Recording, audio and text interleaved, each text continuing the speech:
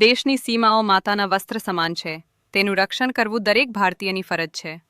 ભીષ્મ પિતામહ. નમસ્કાર દર્શક મિત્રો, સરહદ ન્યૂઝ ચેનલમાં આપનું સ્વાગત છે. હું અનિતા ગોસ્વામી. હવે જોઈએ સમાચાર વિસ્તારથી. આ વચ્ચે વાગથરા જિલ્લાથી મહત્વપૂર્ણ સમાચાર આવી રહ્યા છે. થરાદ નર્મદા કેનાલમાં યુવતીએ મોતની છલાંગ લગાવતા ચકચાર. થરાદ નર્મદા મુખ્ય કેનાલ ફરી એકવાર આત્મહત્યાના પ્રયાસને પગલે ચર્ચામાં આવી છે. આજે થરાદની મુખ્ય નર્મદા કેનાલ વાવ પુલ પાસે એક યુવતીએ અગમ્ય કારણોસર નર્મદા કેનાલમાં પડતું મૂકી જીવન ટૂંકાવવાનો પ્રયાસ કર્યો છે. જેમાં મળતી માહિતી અનુસાર થરાદ મુખ્ય નર્મદા કેનાલ વાવ પુલ પાસે એક યુવતી અચાનક કેનાલમાં ઊંડા પાણીમાં મોતની છલાંગ લગાવી હતી. આ દ્રશ્ય જોઈ આસપાસના લોકો એકઠા થઈ ગયા હતા અને તાત્કાલિક સ્થાનિક તંત્રને જાણ કરવામાં આવી હતી.